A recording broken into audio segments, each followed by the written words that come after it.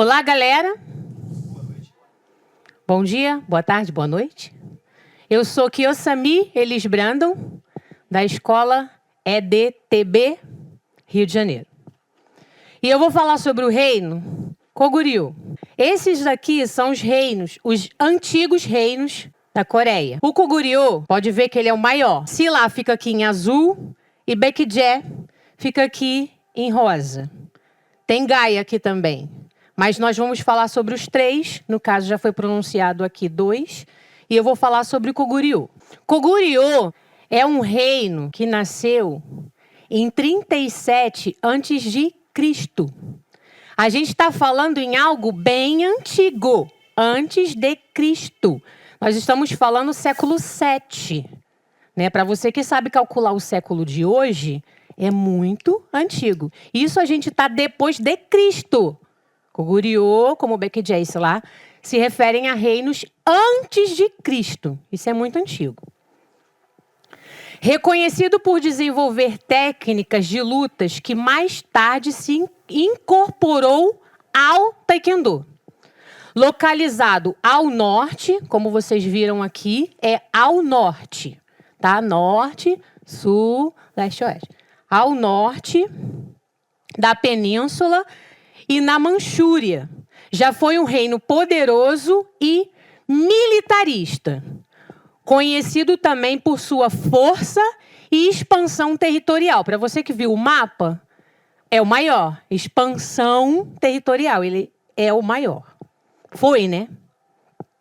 O povo desenvolveu as técnicas Taekyon, luta corpo a corpo, enfatizando chutes e rasteiras. Isso eu peguei um pouco do reino Koguryo relacionado ao Taekwondo, né? Como que ele pôde ser influência para o Taekwondo. Influenciaram o desenvolvimento do Hwarang. Então, Koguryo teve também influência no Hwarang, que vocês sabem que é a elite guerreira de Silla, que mais tarde contribuiu para a unificação da Coreia e a evolução do Taekwondo. Eles também eram conhecidos por escavações arqueológicas e pinturas em murais. Eles faziam muitas pinturas em murais. Eles escavavam muito e faziam muitas pinturas em murais, revelando as representações, as posições de lutas que naquela época eles usavam, sugerindo a prática das artes marciais. Como a gente está falando de um reino muito antigo, então eles registravam isso através da pintura em murais e escavações em pedras. Escavações não é escavações igual coelhinho, não. É escavações em pedra que facilitavam eles mostrarem o que eles estavam vivendo ali na época. Por conta do seu potencial militar, esse reino desenvolveu técnicas de combate, como arco e flecha, esgrima e lança, contando também com as técnicas sem armas, diferente do Baekje. Porque Baekje, eles tinham as técnicas mais voltadas com as armas. Eram militares, mas também com as armas. Já o Koguryo, não, sem armas. Por isso esse reino teve muita influência no Taekwondo. E tem umas pronúncias das técnicas sem armas, que eu não sei direito, mas é Sobak, Byung-gyu e Sumbanki. Uma delas. Não sei pronunciar direito, mas é uma das técnicas que diz ser sem armas. Fundado ao norte da Coreia, cercado pelas tribos Han, que eram chinesas, formando um reino de forte corpo, que dá o nome de Sambae. Homem forte, virtuoso, que nunca recua. Olha o Hwarang, que nunca recua. O sistema governamental usava o sistema de mérito, onde os melhores guerreiros eram escolhidos em festivais. Esses festivais eles eram organizados entre março e outubro e incluía o arco e flecha, a espada, dança e o Taekyon. Taekyon todo mundo sabe, né? Que é pulando. O antigo nome Taekwondo, porque eles chutavam pulando. Então, tinha muitos chutes de pulo. As lutas envolviam, isso que eu achei muito interessante, porque as lutas envolviam em arenas com animais. Eles lutavam em arenas com animais selvagens ou sob leitos de rios congelados. Ou seja, eles eram para ser um reino bem forte. Para lutar com animais selvagens ou sobre rios congelados, se acontecesse alguma coisa, o animal selvagem, se acontecesse alguma coisa sobre rios congelados, então um reino era para ser um reino bem forte. O governo Goguryeo foi um reino do século I a.C. ao século 7 depois de Cristo. Foi aquilo que eu falei lá no início. A gente se trata de antes de Cristo até 7 depois de Cristo, deixando uma rica herança cultural melhor demonstrada na arte da arquitetura de seus túmulos. Depois eu vou mostrar uma gravura para vocês. Este estava sempre em rivalidade com Baekje e com Silla. Então, Goguryeo estava em rivalidade com eles. Goguryeo era muito aliado aos chineses. Goguryeo era muito aliado com a China. Já os dois da parte sul eram muito aliados ao Japão. E, como ele era o maior, ele trocava algumas coisas com a China. Rivalidade com Silla. Bem como também com Gaia e China. E foi esmagado em 668 depois de Cristo por Tang e Silla. Um reino enorme sendo esmagado por Tang, que era um outro reino, e Silla.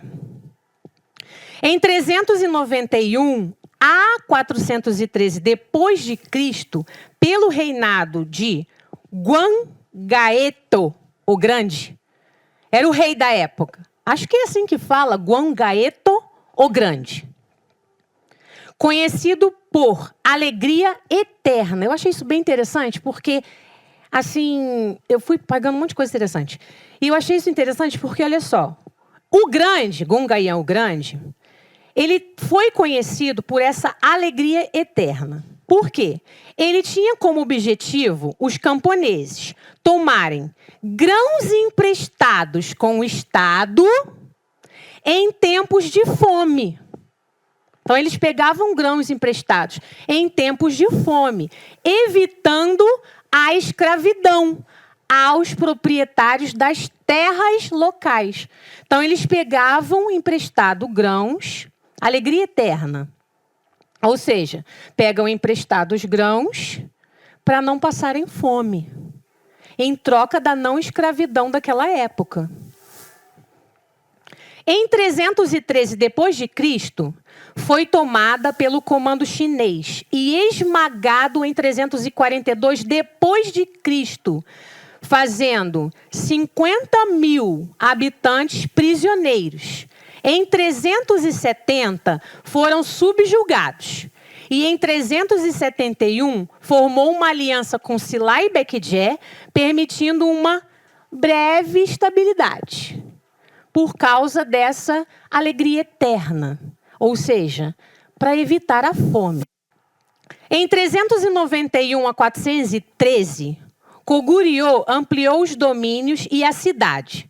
Dominou o norte da Coreia e a maior parte da Manchúria e uma parte da Mongólia, cunhando outro novo tempo de alegria eterna, indo até 475 depois de Cristo. Então, essa aliança com a China, essa aliança toda, era muito bom, porque eles trocavam esses grãos em troca de outras coisas e ninguém passava fome. Achei isso muito interessante.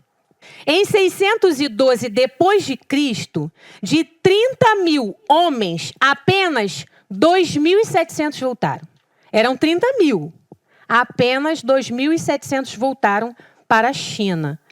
E em 613 e 614, mais ataques foram repelidos por Goguryeo ter construído uma muralha defensiva.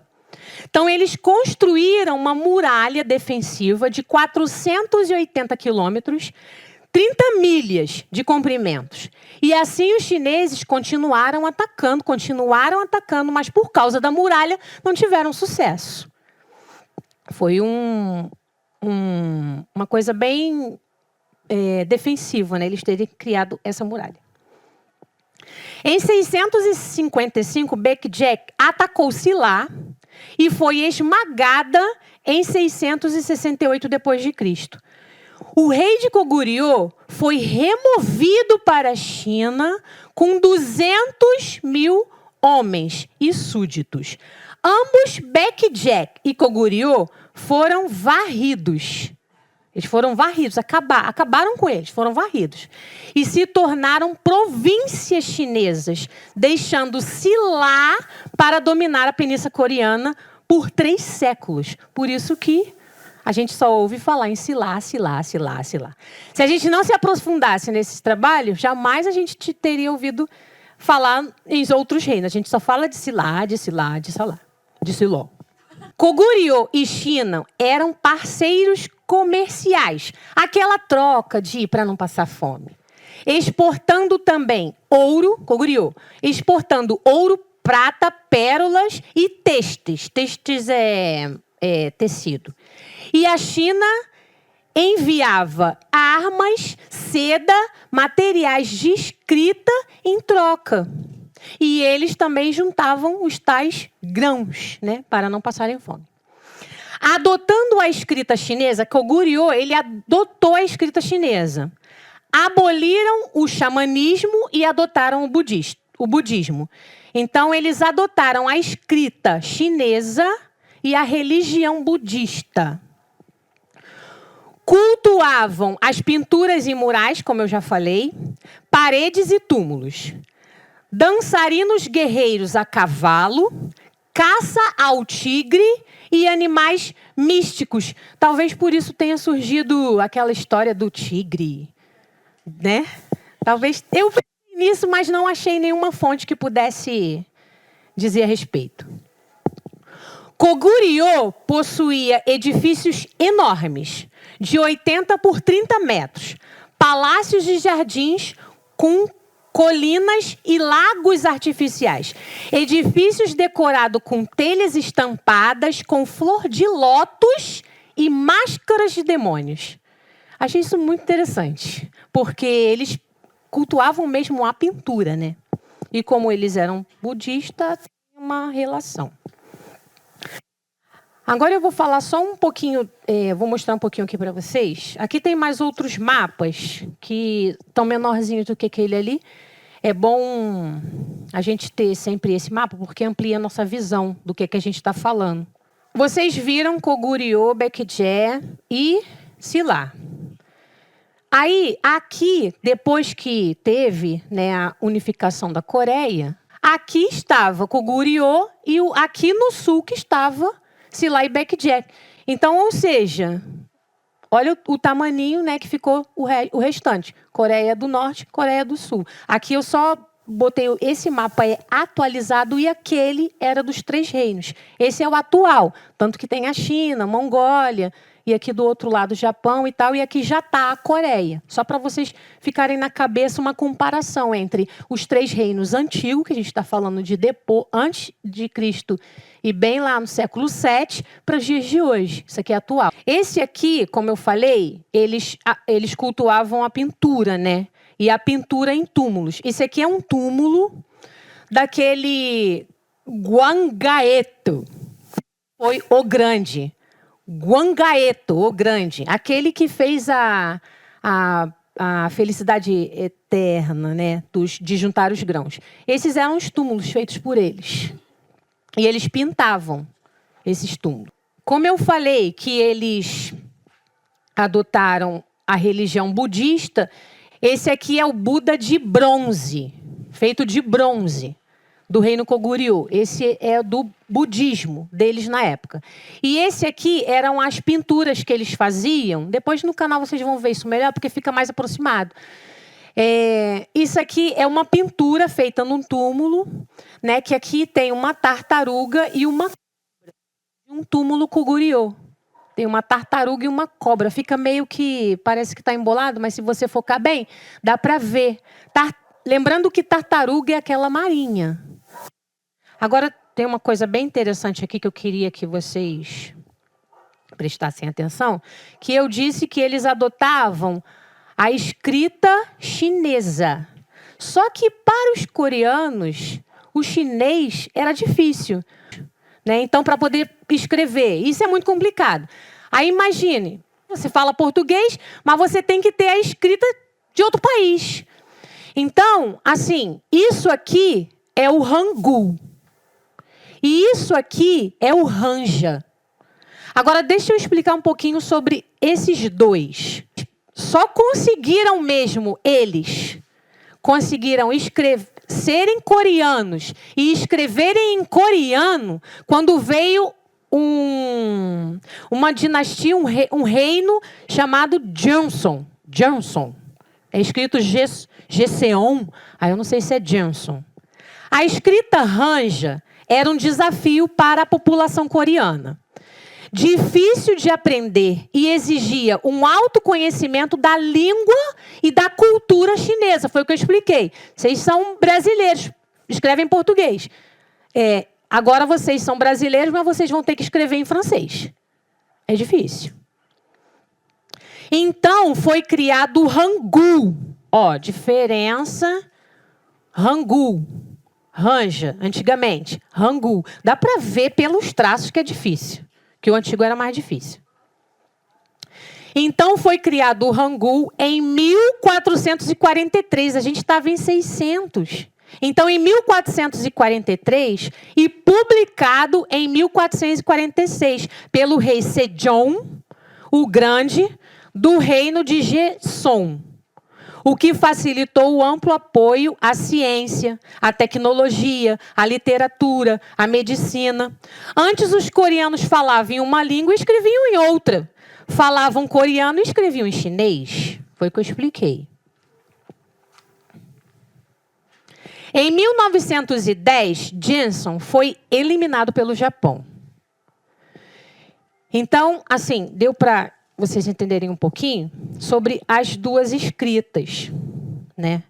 Eles ficaram falando, a Coreia ficou falando coreano e escrevendo chinês por muito tempo. Só quando houve esse rei, né, e esse reino Joseon, que ele conseguiu fazer com que os coreanos escrevessem em coreano.